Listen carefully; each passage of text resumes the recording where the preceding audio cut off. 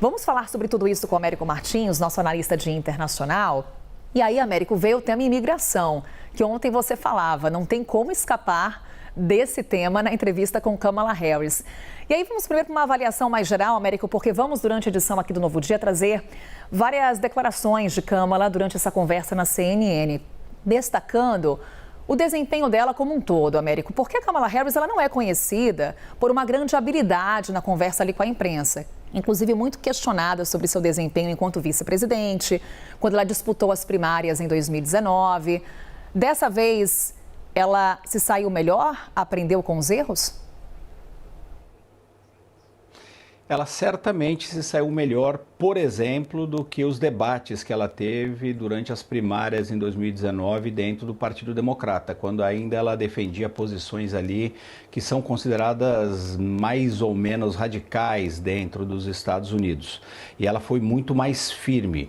Obviamente, ela também está muito mais bem preparada, não apenas pelos 4 anos na vice-presidência dos Estados Unidos, mas também pelo esforço intensivo que ela está fazendo nessa campanha. Ela tem pouco tempo para tentar mostrar ao eleitor americano quem ela realmente é, então ela está se preparando muito bem. Ela teve certamente muita ajuda para se preparar para essa entrevista, o que é absolutamente normal. O ponto é que ela foi bem, ela foi firme, ela colocou alguns pontos de vista que são bastante interessantes ali para o eleitor democrata. Ela tentou fazer alguns apelos também para aquele eleitor que ainda está indeciso, que é quem, no final das contas, vai decidir essa eleição. Ela mostrou especialmente mais maturidade, Carol. Ela defendeu algumas posições que são mais factíveis quando você está na presidência da República.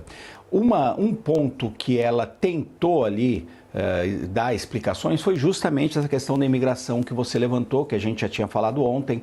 É um assunto inescapável para ela, porque mais de 2,5 milhões de imigrantes ilegais entraram nos Estados Unidos, ou tentaram entrar, uma parte acabou sendo deportada.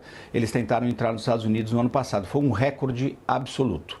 Ela tentou jogar a culpa, ou pelo menos parte da culpa, no ex-presidente Donald Trump, porque ele, de fato, determinou que os políticos do Partido Republicano não aprovassem uma lei que aumentaria, como ela disse nesse trecho da entrevista que a gente mostrou agora há pouco, aumentaria o número, por exemplo, de policiais na fronteira com o México. Também daria mais poderes para o presidente expulsar esses imigrantes ilegais tentando entrar nos Estados Unidos. E, de fato, o ex-presidente Donald Trump pediu aos republicanos que boicotassem essa lei. O problema para ela é que, apesar de ser uma boa justificativa e factual, verdadeira, o Donald Trump trabalhou contra essa lei, é um argumento que não convence muito as pessoas, ao contrário do que o Donald Trump vem fazendo, que é instigar o medo, dizer para o eleitor americano que os imigrantes estão chegando nos Estados Unidos para roubar os seus empregos, para cometer crimes, e que tudo isso é culpa da administração do Joe Biden e da Kamala Harris. O argumento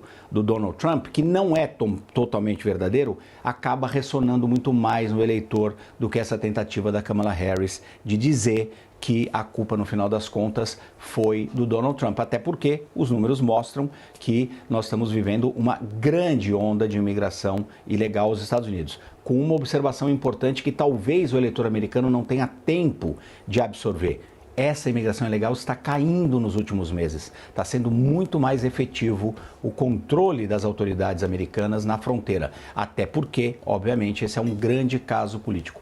Mas, de forma geral, a Kamala Harris foi firme, ela não titubeou e ela se mostrou mais bem preparada do que em eventos anteriores, como, por exemplo, quando ela disputou as primárias contra o Joe Biden e perdeu. Ali ela defendeu posições que eram consideradas mais radicais.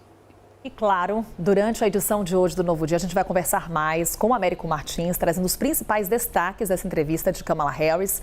Então, até já, Américo. Vamos